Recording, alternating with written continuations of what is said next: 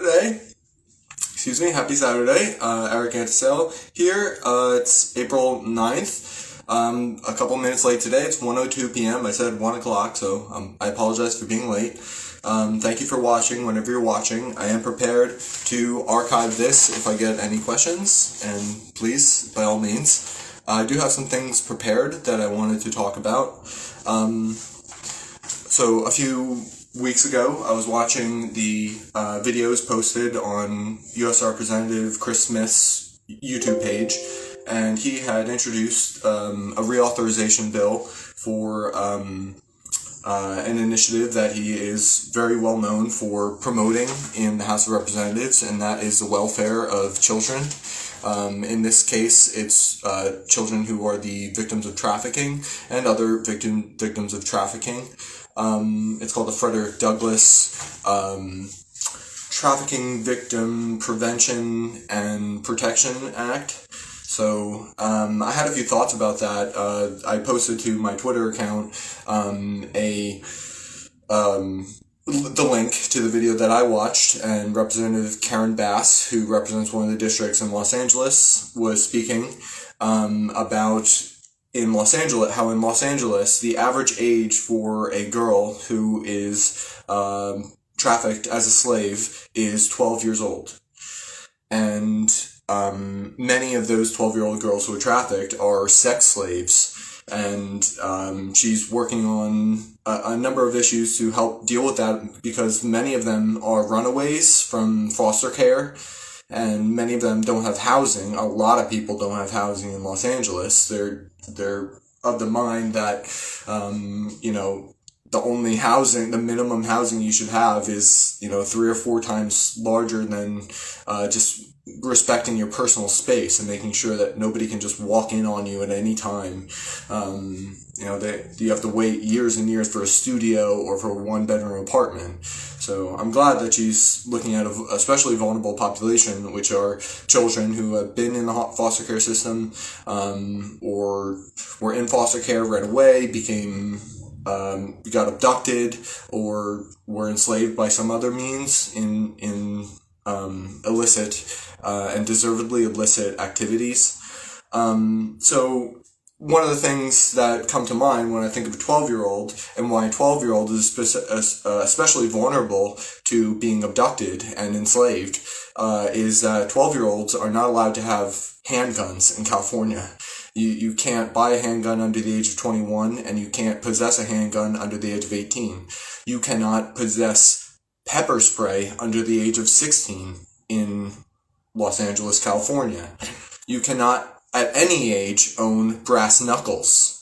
So when you're asking why are 12-year-olds being so disproportionately abducted and enslaved, well, there's a demand side of that. There are some sick people who are demanding forced labor from 12-year-old girls, but also on the supply side, the people who facilitate this illicit and deservedly illicit exchanges involving on average 12-year-old girls, it's easier for them to get these girls. The girls don't have brass knuckles.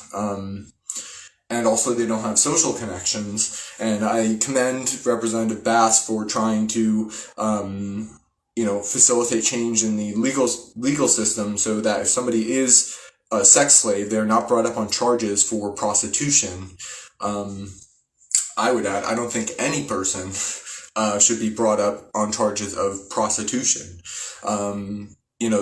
Certainly forced sex slavery. So there are a lot of people who work as prostitutes as adults, but they are actually sex slaves, and they don't have the opportunity to set their own prices and work on their own terms. And I never hear Democrats speaking for those women who want to use their bodies in that way as a means of work. So the name of this act is Frederick Douglass Trafficking Victims Prevention and Protection Act. So Frederick Douglass emancipated himself at the age of 20 on September 3rd in the 1830s, and I don't think Frederick Douglass would say that there should be no one allowed to work in agriculture, working on a farm. Obviously, he doesn't think that people should be forced as slaves to be slave laborers on farms. But when this act deals a lot with sex trafficking, people want to do this job. Not everyone who is a sex slave wants that job, obviously, but people like Karen Bass don't speak out for adults who want to use their body in that way. I mean, she doesn't say that, oh, well, these people who are working minimum wage jobs elsewhere, they're being exploited. We have to make that work illegal. I mean, Karen Bass, I've never heard her talk about, like, what should be the minimum what should be the minimum wage for being paid to give someone a blowjob. So I don't mean to be crass, but it's just true. It's like, if you're an adult, so right now it's legal. If you want to have someone do some sort of sex work with you, and you say, I will buy you a ticket to a show, it's $100, and I'll buy you dinner, that's $50. And then afterwards, if you want, it would be really nice if you would give me a blowjob, for example. But it's illegal for you to say, okay, I will write you a check, or I will give you $150 cash for a blowjob, and you can do whatever you want with the $150. So I don't understand why that should be illegal, to just be able to have interactions with people that involve money. I mean, it's legal for you to say, okay, here's $150 for a day's work. You're going to be blowing leaves in the autumn. You're going to be clearing landscape of leaves for $150. Okay, well, now you're taking their body and you're tangling this money over them. That's exploitation. So we should respect adults who say, I would rather use my arms and, wave a leaf blower for $150 than not do it. So I think that this would have a huge effect on reducing the demand for sex slavery. And, just as a residual effect, I don't know what percentage of people are that twisted that they want to have sex with enslaved 12-year-old girls. But if you could pay to have sex with an 18-year-old girl who is willing to take that work that you're paying her for, the demand for easy to acquire, low paid, not making any money usually, 12-year-old sex slaves. So if we could reduce the demand for that by increasing the demand. So I asked a question a few weeks ago when I watched this video that Representative Chris Smith put on his YouTube page, and I asked, what is the difference per capita in child sex slavery in the state of California, where Representative Bass is from, and in Nevada, which has legal brothels. So I looked into this morning. I was surprised to see that Nevada is actually the highest state per capita of prosecuted sex slavery and other slave trafficking, and not trafficking them to emancipation, trafficking them into slavery and for purposes of forced labor. So I looked into it, and Nevada is the #1 worst state in the entire country. And I was like, well, this is surprising to me because they have legal brothels. So where's all this demand for sex slavery coming from? Well, actually, in the biggest county population-wise of Nevada, that's Clark County, that's where Las Vegas is, as well as Washoe County, which is where Reno, Nevada is. It's not as big of a place population-wise, but those are the two. 87.4% of the population of Nevada lives in the Reno area and the Los Angeles area, or the Las Vegas area. And in those two counties, there are no legal brothels. If you want to go to a legal brothel in Las Vegas, you have to drive an hour to the nearest brothel. And Las Vegas gets 32.2 million tourists coming there per year. So, and Reno gets 5 million tourists a year coming there per year. So this is something they got to talk about, because they're the worst in the whole country for this, very unacceptable thing that people are demanding and supplying. So, internationally, when people rail against sweatshops and like child labor at sweatshops as well, to be more specific, if you make decisions for people that you don't know anything about, you don't know what's going to happen, what decisions they're going to make after you cut off their choices. So I don't have this to a specific policy to list as a footnote for what I'm talking about now, but I just know in general, like when people we don't want our food or our products coming from sweatshops. Well, like one thing I support is that like those sweatshops, they better be paying what they agree to pay. So that happens a lot, that sweatshops don't pay what they agree to pay, and that is modern day slavery. That's another example of modern day slavery. And I see it in the United States, people working under the table. The employer just says, well, what do you mean? I already paid you for that work week 2 months ago, and they didn't pay for that work week. That's another example of modern day slavery. So we need to be freeing up resources in law enforcement to go after these actual,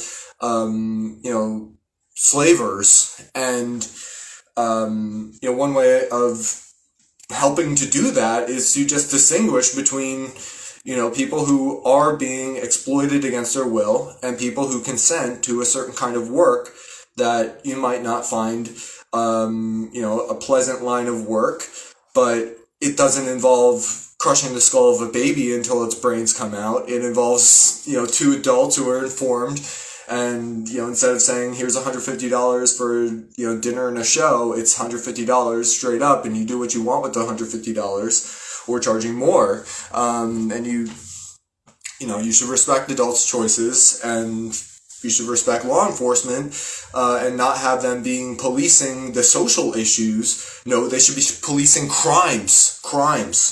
So, another difference that I have between, myself and Sue Kiley, as I understand her position, today. I'm just kind of assuming that she's just a run-of-the-mill Republican. Well, that's not going to serve, the people who are currently enslaved, and, in the various ways that they're being enslaved.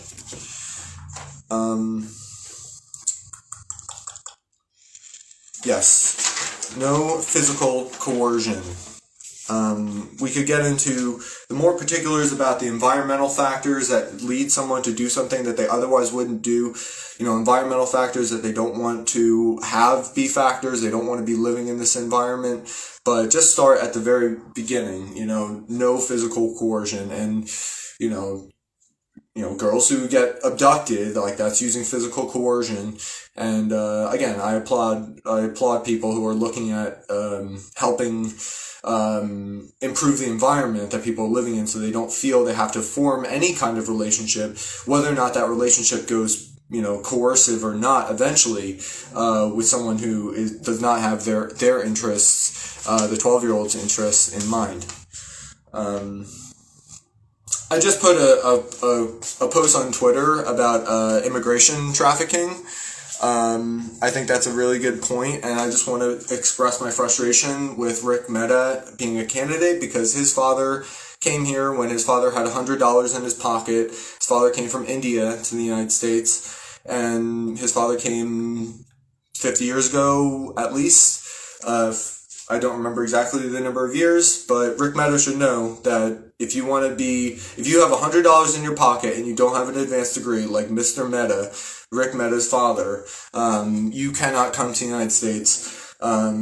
If you can come up with $30,000 to pay a trafficker, and by the way, your wife is probably going to get raped on the way over here, then you can come to America like the Mehta family did. But it's just frustrating to me that he doesn't even know the history of his own family. So that's another reason I'm willing to run against him in the general election.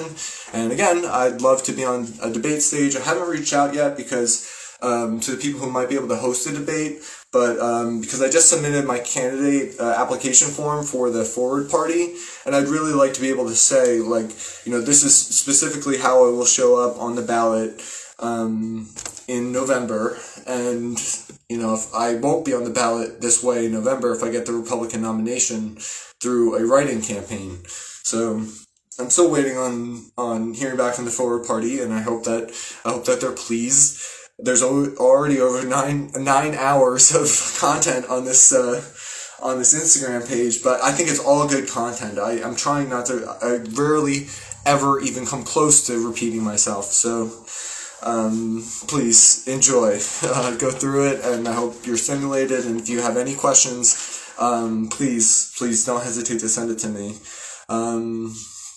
So one of the issues that the prohibition in all the states, except for Nevada, some of their counties, they have legal brothels.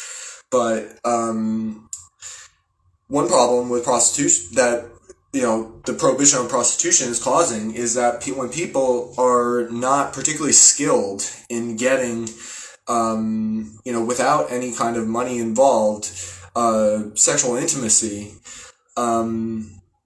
that's really bad for your health, So one group of people you can think about, just starting off thinking about this, is veterans. So if a veteran comes home and is damaged physically and is no longer attractive, or a veteran comes home and is damaged psychologically and no longer has the confidence to, seduce someone into having sex with that person, that veteran, what happens to them? And Bernie Sanders was the chairman on Veterans Affairs. When has he ever said a word about this, about intimacy for people who are damaged, fighting in the wars and coming home? So, yeah, Bernie Sanders who says women are in charge of their own bodies. Well, not if they want to be, having sex with a veteran for $200. So also, what about your body if you're, being smuggled here from Asia, or from any other jurisdiction outside the United States? Bernie Sanders' dad came here in the days of Ellis Island without, a penny in a nickel in his pocket, not a word of English. In 1920, he came to the United States and competed for a low-wage job against Americans, which, by the way, is not a zero-sum game. If you have people doing things and gaining skills and making a contribution, it pays back in other ways. So just imagine you had, the state of Vermont, right? Perfect example. The state of Vermont, we are not accepting any migrants from any other state in the United States outside the state of Vermont. So Bernie Sanders, you can't come up here from Brooklyn. You're going to come up here and you're going to compete for jobs. Like he worked as a carpenter. So it didn't even occur to me in writing all these notes about how much Bernie Sanders needs a call out. And luckily he's still alive because he's really not going to go down in history favorably. But that's a perfect example. He's coming up to Vermont. Well, the people of Vermont, we don't want to have to compete with you. And, if you offer to do this work for a lower wage, then you're bringing down our wages. So, that's with labor, imported goods. We don't want to import, the state of New Jersey, we do produce a little bit of maple syrup in, the state of New Hampshire next door to Vermont. So they don't say we're not going to accept any Vermont maple syrup, because we want to protect our industry. And you can go even further than that. You can be, even more of a protectionist. You could just say, okay, Middlesex County, New Jersey, we are not going to have any imports of anything made outside of Middlesex, New Jersey. You have to make it made in Middlesex, New Jersey. It doesn't work. It's not a good idea. That's how you contract the growth of the things that should be healthy, that we want to grow. But just an aside, I put a video on Twitter. It was a 35-second video. We need to replace these ice cream trucks. it's psychological pollution to put that terrible melody, the melodies that they use with not even real instruments, and then they're selling like you sell an orange, sell a lemon slice, a mango pop, and play some Mozart, play some Beethoven, play something good, and lure them with goodness. So please, somebody take that idea. You could be the first and replace all these ice cream trucks. I was going to save this next note for the end, but it's a note to engineers. Any engineers working in the car industry, I've noticed that every time I hear a car alarm, I'm never alarmed by that car alarm. I'm irritated, and I'm like, whoever has the power to turn off that car alarm, turn off that car alarm. But I'm never like, oh, a car alarm's going off. Is somebody's car being broken into? Is there a crime? Am I being alerted to a crime? No, it's always just a nuisance. So I don't have the solution to that. I just have a question. Why is nobody alarmed by a car alarm? But a car alarm does serve a purpose, right? So, maybe you can get the car alarm to say a message in English and in a different language. I don't know. You could set it to different things. So, someone is attempting to, get into this car, or just putting an idea out there, because I like ideas and I want to send as much out there as possible. So, yes, Representative Smith is very passionate about holding accountable President Vladimir Putin for war crimes that Chris Smith wants to be adjudicated in international courts. I agree that if Vladimir Putin deliberately targeted civilians, he is guilty of a war crime. I want to put out there that the United States has a history of committing war crimes. And one big war crime that is very easy to identify is the nuclear bombing of Hiroshima and Nagasaki by President Harry Truman. That was deliberately targeting civilians. It was the greatest act of terrorism in a single day, or each of them are a different day. But it was a huge act of terrorism, and that is a war crime. Unfortunately, Harry Truman is not alive to be held accountable for that war crime, but it's just one example, and I'm sure there are plenty of other times where the United States, someone representing the United States, deliberately targeted civilians. And how many living presidents do we have that, fired bullets? So I would recommend everyone watch. There's a documentary called The Fog of War. It's an interview with former Secretary of Defense Robert McNamara, who had been working in an advisory capacity in military for the United States for a long time. And the interviewer, Errol Morris, figured out how to get a projection of the interviewer's face, Errol Morris's face, in the camera lens. So when Robert McNamara is answering questions, he's looking into the interviewer's face, which is projected on the camera lens. So when you're watching in the audience, Robert McNamara is looking right at you, and he has a lot of important lessons that I'm disappointed that people like Barack Obama, who, he's a cinephile and he's aware of these movies coming out. Joe Biden, I saw a speech or a hearing that he had as a senator in 2002. He talked about the Steven Soderbergh movie, Traffic, which won a few Academy Awards. So this movie, The Fog of War, came out in 2003, and I'm disappointed that, either they did not see it, Barack Obama and Joe Biden, or, they're waiting for this moment, like now, where, there is a hot war going on in Europe, and, the United States are still engaged in other conflicts around the world. Well, it's better late than never. Watch this. This person is much more knowledgeable about the realities of war than Barack Obama or Joe Biden, and they really should have watched this before they threw their hat in the ring in 2008 to run for president.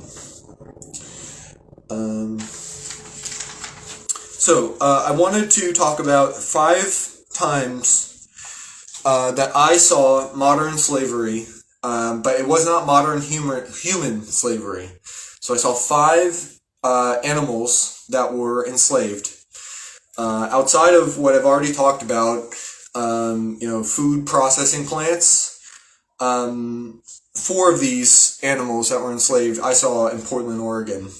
The first one I'll talk about is a puppy. I was inside a coffee shop in the Alberta neighborhood of Portland, Oregon. And there was a little boy, he was probably 3 or 4 years old, probably 3 years old, and he had just gotten this little dog. I don't remember what kind of dog, but it was just a very, very small dog. And the kid had, like a 3-foot leash and was just tugging on the leash. And the dog was scared. The dog didn't understand why the kid was tugging on the leash. So I went over to the dog. I went down on the ground at the dog's level. And I'm looking up at the 3-year-old and I'm saying, the dog doesn't understand why you're tugging on the leash. You have to try to understand what the dog is thinking, what the dog is feeling. And before I came over and did this, the 3-year-old was celebrating. This is my dog! This is my dog! So after I tried to give this lesson to the 3-year-old, I stood up and I told the 3-year-old's parent, it was a white family, I said, don't let your kid treat this dog like a slave. And he said, no, I don't let him treat the dog like a slave. I just saw him treating that dog like a slave. You do not have a right to treat the dog that way. So that was one time at that coffee shop. And then another time at that coffee shop, I saw a guy with a Chihuahua. And Chihuahuas are named after Chihuahua, Mexico, which is a state of Mexico that borders the southern United States, I think Arizona. And, John Wayne in one of those movies says, the state of Chihuahua. So Chihuahua is Mexico, and this was a Chihuahua dog in the Pacific Northwest, which gets to be about 40 degrees Fahrenheit in the wintertime.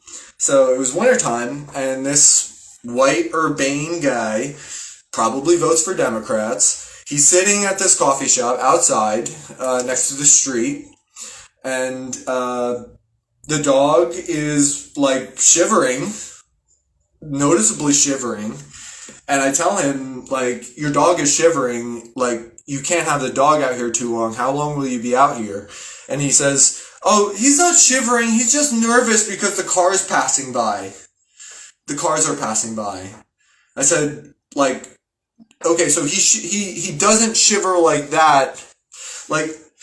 The dog was shivering. So I went inside and I said, somebody has a dog shivering outside. So if you could just imagine him having a human child outside, I don't have too much protection against the cold elements. We're tropical creatures. That's why we usually, we don't have fur. Some people have more hair than I do, but we don't have fur. So if you just imagine him with a child in a bathing suit, let's say, in 40-degree Fahrenheit weather, and the child is shivering, well, the state of Oregon, as far as I know, recognizes your right to keep that living being in 40-degree Fahrenheit weather shivering with nothing more than a bathing suit and no fur underneath. So pit bulls are another species of dog that are not built for Pacific Northwest winter. They're not built for Northeast United States winters. So I saw a pit bull that was paired involuntarily with a homeless person, and this homeless person had his enslaved pit bull with him at the Sisters of the Road Cafe, which is a cafe that, you can get rice and beans and cornbread, a plate of it, for $2, and a side salad for just $2. It's there for, the people in Portland who are on very, very low income or no income. So they had an event, and it was raining outside, and the dog was sitting on a ledge inside Sisters of the Road, and the dog was standing up and looking around. And his owner comes up to him or turns to him and says, for no reason, sit. sit. This was a white male homeless guy. Sit. Sit. Telling the dog to sit. Well, and then he said, lay down. Lay down. Lay down. So, if you have a pet, this pet is not your property. This pet lives with you. This pet is like a roommate. And you can consider this pet family, but this pet has emotions and preferences and thoughts and understanding of the world. Perhaps your dog does not have linguistic capacity, but still, like, this is a member of your household, or if you're homeless, it's like, with this person, this living being that is a dog, in this case a pit bull, would this pit bull want to live with you outside? This pit bull does not have the kind of protection from the elements that, like, a snow dog has, a husky has. So that brings me to the fourth slave that I saw. This was a husky, again, a snow dog that is built for running. And if anyone has a husky in one of these states that is perpetually hot, if you have a husky in the state of Arizona,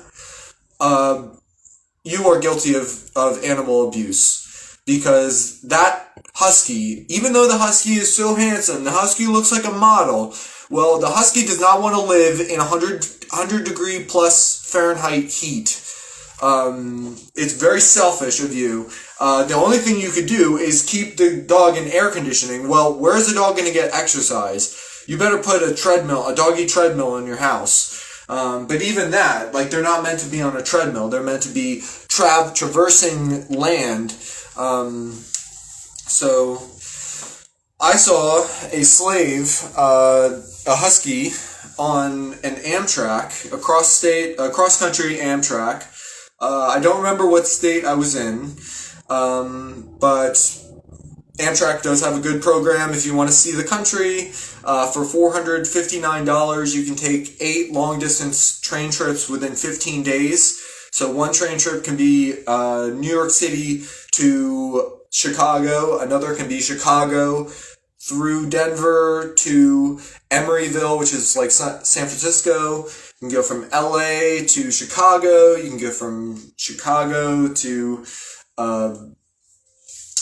Massachusetts. Like, you can take it around the perimeter of all lower 48 states minus Florida, anyway, so there was a passenger on the train with a husky, and this husky, first of all, was overweight. Like 30 to 40 pounds overweight. Big fat husky. And the husky was on a leash that was about 18 inches long. And I saw this lady, she was fat, she had some mobility impairment. This was a service animal, which is to say service slave, enslaved to serve this human who does not respect this living being that is separate from her and has separate thoughts, emotions, preferences. So this dog, I saw her outside on the smoke break, and every time this dog would move his head to look around, she would yank on his leash. No looking around. You have to stay there still. And then the lady with her enslaved husky came onto the train, and she had a muzzle on the husky. Maybe that's a rule for riding the train with a service animal, but the husky was trying to get the muzzle off. So non-consensual muzzling of this husky. So I brought it to the attention of one of the people who works on the Amtrak, and I appreciate that this person really respected what I was saying. I said, I'd like to report to you abuse that I see between passengers, between a passenger and another passenger on this Amtrak, and the passenger is being abused is a dog. So I don't know what came of that. Probably nothing, because just in today's day and age, we don't respect the liberty and the freedom of animals that are paired with us. So they say, oh, well, this is your property. There's a store called Petco, and you go to this Petco and you buy property. Well, it really should be that this animal is paired with you, another animal, a primate, and better want to be with you and share your company. And again, if you're only option, you keep the door open. You got a pit bull living in Detroit, Michigan, and it's in the middle of winter and your door's open. Okay, well, you got the liberty to go now, but that environment is a coercive environment. So I'd love to have those conversations more often. But so the fifth one I want to talk about, and maybe I'll have room for a sixth one. But there was a service animal named Rojo. Rojo, the service llama, in Portland, Oregon. And Rojo goes to events with Rojo's deed owner, and, Rojo will go to a hospital and cheer people up in the hospital, and I appreciate if Rojo wants to do that.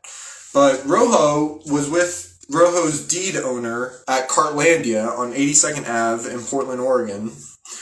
And this was, Cartlandia hired Rojo's deed owner to come with Rojo, and they posted pictures on Facebook like, oh, Rojo's here at Cartlandia, come out to Cartlandia like 5 to 6 p.m. or whatever. Rojo was scheduled to be there for an hour. So I showed up, and I was looking at Rojo from a distance, and Rojo didn't want to be there. Rojo was making vocalizations. And, all the humans would go up to Rojo, and there were these group of white chicks, white girls, who would go up to Rojo and pet Rojo like that.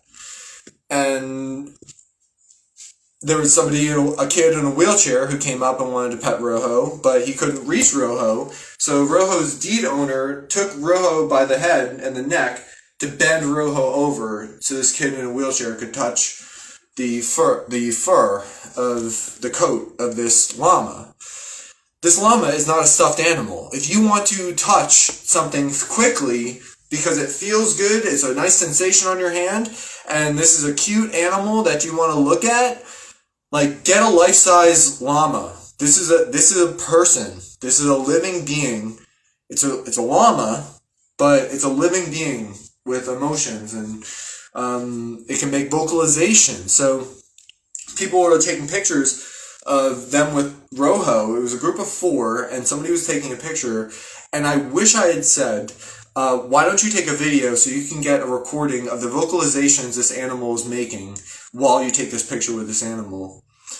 But I saved what I had to say to talk to Rojo's deed owner, and I said, first of all, I kind of walked up to Rojo, and I didn't start petting Rojo right away, because I don't know if I have Rojo's consent to touch Rojo. So Rojo's deed owner says, oh, don't be shy, just start rubbing Rojo. And I said, well, how do you know that Rojo wants me to pet Rojo? And how do you know that Rojo still wants to even be standing here? And she said, oh, well, when Rojo's had enough, he starts just moving around. I'm so sure this llama is going to start, acting like a bull, like an animatronic bull, this llama. This deed owner of Rojo, the service animal, had no way of measuring, maybe Rojo liked to be there for the first 10 minutes, but then 15 minutes in, Rojo wanted to go the hell home. Rojo didn't want to be there. So, I ended up walking away from that. Everyone considered me the bad guy because I was saying, I don't care about your feelings when you touch Rojo with or without Rojo's consent, and you don't know how long Rojo's been standing here. And she says, the most frustrating thing to me, I've had Rojo for 13 years. Maybe you've had a slave for 13 years. That doesn't make any difference. That doesn't mean you're right. So, congratulations. You probably have had a slave for 13, that was 2018, so for 17 going on 18 years, so 17 years. There was just one more. This was in Denver, Colorado. Denver is a a disaster of an American city, in my opinion. I was there because I was looking at places to live. This is before I decided that I was going to move to Portland, Oregon. And it was on the train ride from Denver back to Portland, Oregon that I talked to somebody who works in the Portland, Oregon city government in like the finance office, the accounting office, something like that. And he's the one who told me about the pending 9.0 Richter scale earthquake and the tsunami that's coming. So that's how I found out about it. People don't talk about this earthquake coming, and most people don't even believe it's coming. They just say, oh yeah, it's a tall tale. It's not. But anyway, when I was in Denver, before deciding there was no way in hell I was going to live in Denver, there was this organic food co-op swap, very super liberal progressive, and there was again a little chihuahua who was on a leash tied to a table, and it was a busy road, lots of cars going by, and this was August of 2018, and this dog was barking his head off, and there were people eating outside on the patio from this vegan co-op, whatever. And I was like, how long has this dog been barking? They're like, all the time. The dog is just constantly barking like this. So I go inside and I say, okay, whoever has this dog outside, you can't have this dog outside. This dog is suffering from psychological distress, of attachment anxiety. By the way, there's this really busy road, and the dog is probably scared, saying, where is the person I'm partnered with, who, by the way, can get me away from this road? So, I spoke with the manager, and there was a guy volunteering at this vegan co-op or whatever in Denver. And I told him, you can't have your dog, you can't put your dog in that psychological distress while you're at work. You're just going to have the dog barking his head off for 3 hours while you're volunteering here today. And the owner didn't know what to say, because he's an American in today's age, and they're all fragile, and they're willing to tolerate things that are despicable, just because of their, self-concept, and, this is a nice community. Well, you have a slave tied up outside barking his head off. So, I called it into animal control, but again, it's the government, so I don't know whatever happened with that. But then I ended up seeing him. He walked by the youth hostel that I was staying at, and I said, I've reported you to the authorities for animal abuse. And he says, this is my best friend. You don't know what the fuck you're talking about. This is my best friend. So just because you think that this animal wants to be there barking his head off next to the road, and you may consider this slave your best friend, but you're not treating this slave like your best friend. So anyway, on that note, again, I recommend The Fog of War, the 2003 documentary. It deservedly won some awards. And also,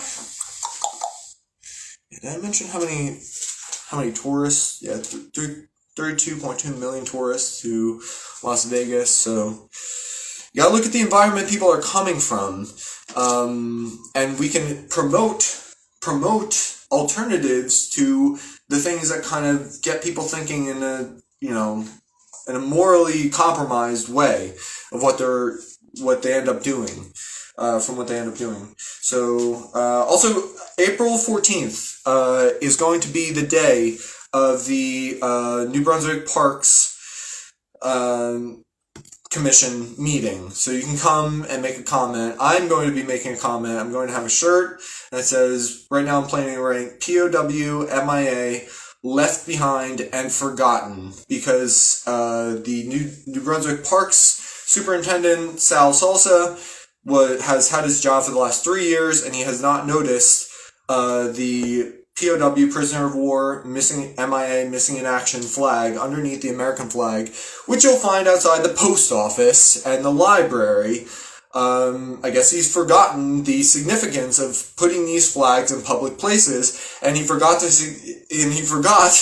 put it in the War Memorial Park. So why I invite the city of New Brunswick to tell me why there is no person who could do whatever Sal Salsa does as the park superintendent of New Brunswick, No one could do his job better than him after such an oversight. We cannot bring back the people left behind if we forget them. And in a war memorial park, this is not acceptable. So I will be going there to make that comment. I don't know if there's going to be a virtual way to watch it yet, because I did talk to somebody who's involved in New Brunswick politics, and he said they might be switching back to just live person meetings. So I'm not sure about that, but I will be there in person. So I invite you all to watch, and thank you very much for watching. Please check out my Twitter. Somebody make a business, better treat trucks for summertime weather. We got to deal with these ice cream trucks as they stand today. So thanks again for watching, and I'll see you all soon. Bye.